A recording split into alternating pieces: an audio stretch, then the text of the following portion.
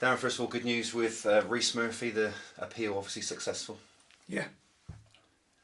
Should have been, shouldn't it? Yeah, yeah. Yeah, absolutely. And it's it just makes the result and the whole of the second half a bit ridiculous, doesn't it? Really, I feel like our supporters might have been a bit short-changed, which is very, very disappointing. I think at this level, we're at a professional level where people's jobs are predominantly derived from playing football or managing and coaching football, and to get a decision like that was a big kick in the teeth. Yeah, and obviously, as you alluded to there, really, it's cost you 2 points, arguably, hasn't it, as well? 100%. 100%. I mean, it's no one's got a crystal ball, and it's easy to say we'd have definitely won the game, but you know, the way the game was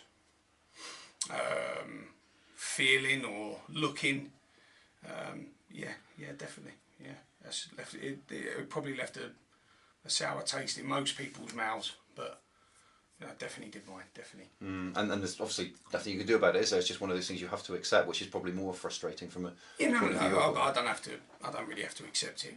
I might have to get on with it at some point, but I certainly don't accept that. I don't accept that we're all in a level of, or we're all in a business where you make more mistakes or bad decisions than good ones, we lose our jobs. You know, players come to the end of their contracts, they make more mistakes or bad decisions than good ones, so they lose their job. Manager loses what now? 4 games, 5 games, 6 games. He loses his job, and the one person who's in control of the game, well, not one, because I think it's unfair to pinpoint one, because there was 4 of them there on the day. You know, and to know that those 4 that control every game, every week, you know, that's basically an escape, isn't it? They escape all of this, which is disappointing. I'm still waiting to hear back from the PGMOL about why Charlie Lee, the boy that tackled Charlie Lee against Solihull, wasn't sent off. What was that? 2 weeks ago Saturday? 3 weeks ago Saturday? 3 weeks ago Saturday. So I'm still waiting to find out why he wasn't sent off for a reckless challenge. I'm still waiting to find out why Courtney wasn't given a penalty in the same game. You know, I'm still waiting to find out all these things that have a big sort of bearing on how you do. But am I going to change it? Absolutely not. Does my whining make any effect to the situation? Absolutely not. It just appeases my ego. You know, that's about it. Liam O'Brien, changing the subject, contract to the end of the season. Obviously, from your point of view, good to get someone in here numbers wise, isn't it? Important. Yeah, just we played a little bit of been a little bit reactive this year with goalkeeping. We've not really ever had anyone to support Nelson, and let me be clear here, Nelson is my #1 goalkeeper at this moment in time. Ted has done brilliantly in his 2 games. But once that window closes, what I don't want to be is panicking and searching for, I was getting nervous in warm-ups that Nels would go down in the warm-up, or Adam Smith would go down in the warm-up, or even way back when Liam used to play for us, Liam would go down in the warm-up. So I thought it was important that we had that, for what we're trying to attempt to do in our challenge. I thought it was really important that we had a vital position covered. In the same way now we've got a centre-forward well and truly covered. I thought it was important that we look after that department and strengthen it. Yeah, and are there more arrivals likely, do you think? Yeah, I don't know. I'd like to say yes, but me heart says yes, but me head's saying I've probably spent all his money, so we'll have to wait and see. I don't think there's too much more that I can bring in at the moment of value to us, to the club, to the finance of the deal, that would probably strengthen our starting 11, or even 14. So I think for us to strengthen our 14 now, we'd have to make a really sizable investment into a player and his wages and his relocation and things like that. I'm not sure A, that's needed, and B, we're able to do it. So, but what we will be looking now is I'll start looking at the young players again in the same way I kind of did it the other way round really last time. Did a few older ones, then we did a lot of younger ones, Whelans, Tillies, Romeo Huttons. We'll be looking now at that market now, see whether we can get some real energy, some real enthusiasm, some youthful exuberance, and try and help, you know, the clubs that we work very close with in the same way we helped James Tilley and Brighton in moving him and his career onwards. Woking a next up, what sort of a game are you expecting at their place? Yeah, they're all tough. It don't matter where you go, who you're playing, what their position is, what their form is. They're all tough, especially when they've got good people in control of the football clubs, and they're good people there. And it'll be a tough game, very very tough game. They played Tuesday night in a county cup game, where he was able to rest a few and play a few that he probably thought he needed to play. And they're all tough, aren't they? I just, at the moment, I think playing away from home suits us.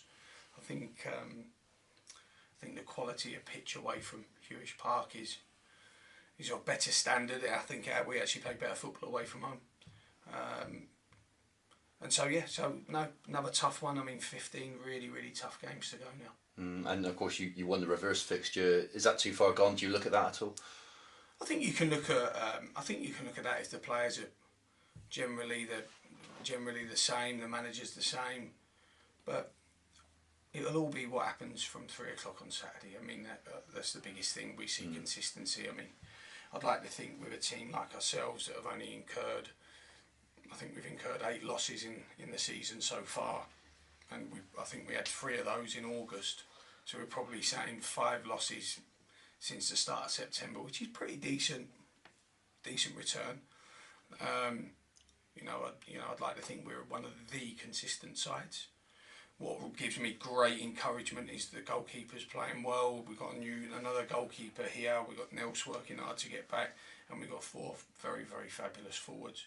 Any 2 of the 4 that play will give us, real strength, real quality, and obviously having Murph available will give him an extra motivation to want to kind of right his wrongs. And I know he was unfortunate, but he will feel, because he's a decent lad, he will feel like he owes us one, and a highly motivated Reece Murphy is a threat to anyone. Good luck, Darren. Thanks. Thanks. Thank you. Interesting you say that you've made representations to the authorities about various incidents that you felt we didn't get. Are they obliged to come back to you with their reasons? They do come back to us. I mean, but the times I've done it, we've normally had them back within a fortnight. But I'm sure they get loads. By the way, I'm sure they get hundreds every weekend. But you want to know whether I want to know whether all my whinging and whining's like right or wrong. Hindsight, we all reflect on our job, don't we? We all reflect on the performance we made. Whether you're an IT consultant and you have a performance review or not, in football we have to review our performance every week, and I want to review whether my eyes, upon reflection, have been right to say that's wrong or that's right, or I was wrong. And if I'm wrong, listen, I'll hold my hands up. I'll say, I'm sorry, I apologise if I'm in the wrong. Got no problem with that. But when I look at, there's been some big decisions against us. And the problem is, because we talk about it so often, that starts to develop a mentality of it's always us, and we're always on the wrong end of them. And that is certainly the feeling that I got from the supporters, who were very, very good Saturday.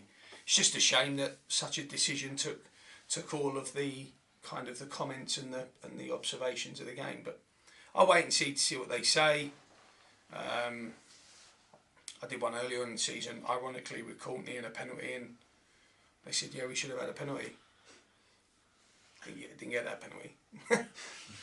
Does the referee that's concerned with your complaint, do they presumably get to hear about that you've had some comments? I just wonder whether it was likely to come back and bite us in the ass. Yeah, exactly. Yeah. I've no idea. I've absolutely no idea that it goes to the head of referees, and I don't know what goes from there. I'm not really bothered what goes from there. I just want to know whether we have to get a gauge of what we're looking at. We have to get a gauge, otherwise I've got no bearing to how I mark a referee every week. If I don't know I'm wrong or right, how do I know that my marking of the referee is appropriate for the game, for the decision for the outcome for the performance of the referee. Yeah. So you just want to know. You just really want to know. But we've certainly seen some pearlers so far. That's for sure. You've got 4 strong, good central attacking players here now. Going to be a hell of a battle in it to get in the team with 4 of them like that. Yeah, I think the most important thing is that we try and pick the most appropriate ones for the team we're playing, and the time, the form, freshness. We've got Courtney and Murph who are sub 30, and Richardson, Dagnall who are over 30. So it's just picking the right ones for the right time. It's looking at the surfaces, it's looking at everything, but knowing that any 2 of the 4 in any combination, we saw, arrested Murphy on New Year's Day away at Torquay, and we saw Dagnall briefly, and Courtney, start the game very strong. We've seen Dagnall and Courtney play with 10 men here against Halifax and be a real threat. And we saw some of the qualities Mark's got, especially in the first half last week. We know about Murph, and they'll only get stronger as they work together. So it's an exciting one for us, and it's one where we're going to need to use the right one at the right time. And that's where my decision making comes into the spotlight. But you just do what you think's right, and we'll pick the 2 that are right. It might be that, even though he's top goal scorer, Murphy has to come away for a game.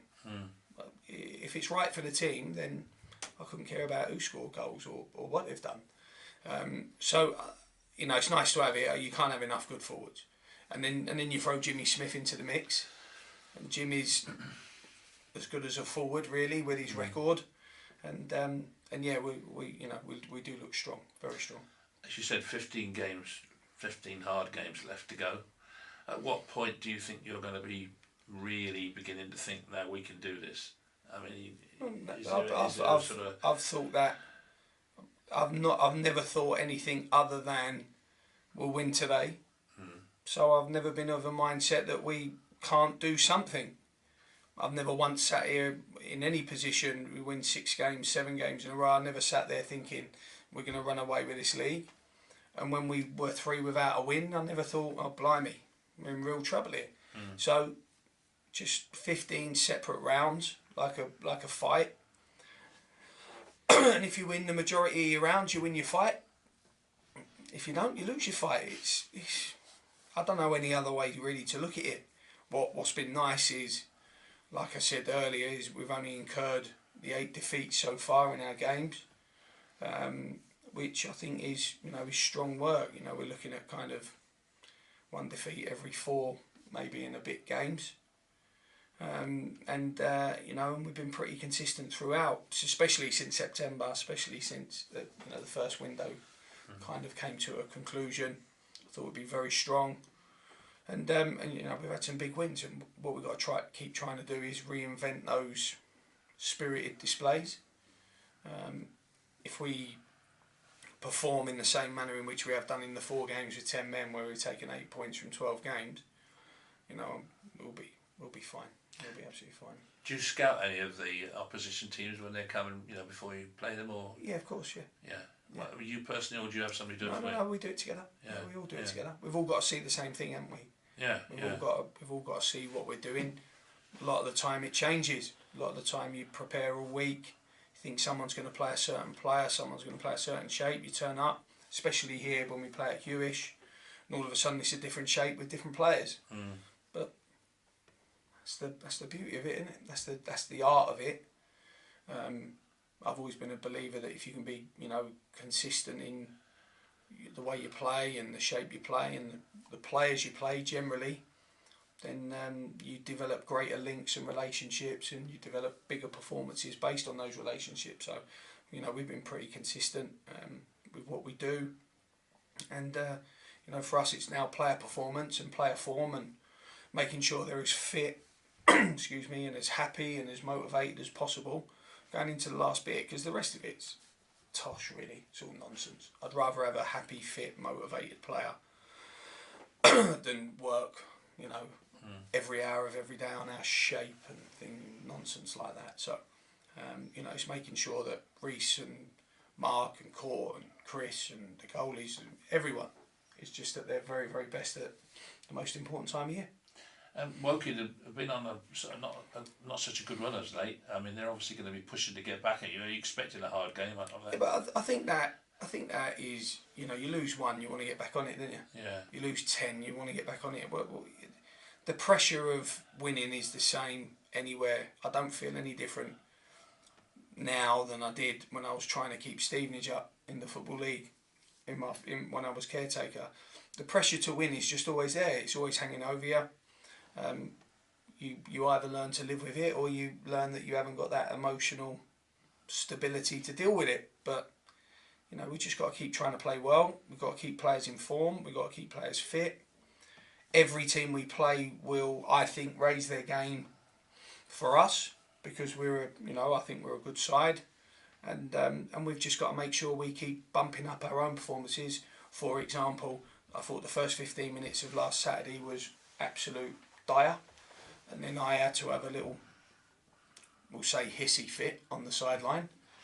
And I thought the players reacted superbly for the last 25-30 minutes of the first half, and I thought we were, you know, really in control. And but we need to make sure that our focus and our determination, our concentration, all those things are right on point from the minute they walk down the tunnel. And, you know, let's make no bones about it, that's my duty, that's my job. But at least I know I've got a group of players that, if human nature tells you nothing can be consistent all the time, if they do start a little bit sloppy, they react. They react and they play for me, they play for Yeovil, they play for each other. And I think the 10 men, the 4 games with 10 men shows how much these boys want to fight and work. Because to take 2 points a game for the 4 games with 10 men is, well, it's not only promotion form, but it's they're hell of a performances just to ensure you take those points. So I'm really pleased with them, and, you know, there's no reason why they're going to stop. Well, thanks, Gaffer, and good luck on Saturday.